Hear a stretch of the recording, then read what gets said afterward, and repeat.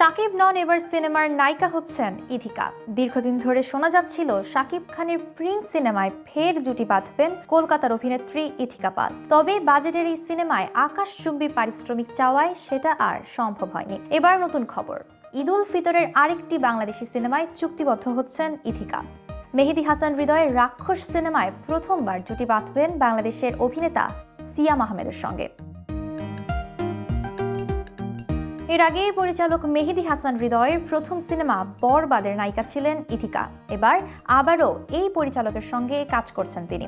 সংস্থার সূত্রে খবর নিশ্চিত হওয়া গেলেও সিনেমার সঙ্গে সংশ্লিষ্টরা আনুষ্ঠানিক ঘোষণা এখনও দিতে রাজি হননি।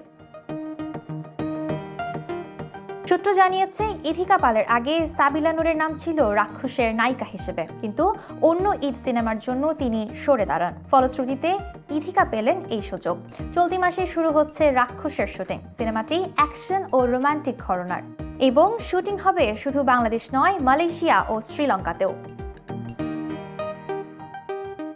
এই সিনেমার মাধ্যমে ইথিকা পাল প্রথমবার সিয়াম আহমেদের সঙ্গে কাজ করছেন। দর্শক এবং ফ্যানরা অপেক্ষা করছেন ঈদে এই নতুন জুটির রসায়ন কেমন হবে তা দেখার জন্য। মেহেদী হৃদয়ের পরিচালনায় রাক্ষসের শুটিং শুরু হওয়া ছবিটি ঈদ উল ফিতরের মরশুমে বড় পর্দায় মুক্তির জন্য প্রস্তুত হচ্ছে। সিনেমার প্রেক্ষাপট, অ্যাকশন ও রোমান্টিক আবহ, আন্তর্জাতিক লোকেশন এবং নতুন নায়িকা নায়ক জুটি সব মিলিয়ে রাক্ষসকে বড় পর্দার দর্শকদের জন্য আকর্ষণীয় প্রজেক্ট হিসেবে দাঁড় করাচ্ছে। নতুন জুটি এবং আন্তর্জাতিক শুটিং লোকেশন আগ্রহ এবং উত্তেজনা বাড়িয়েছে, যা ঈদে সিনেমাটির ব্যবসায়িক সফলতাকেও প্রভাবিত করবে।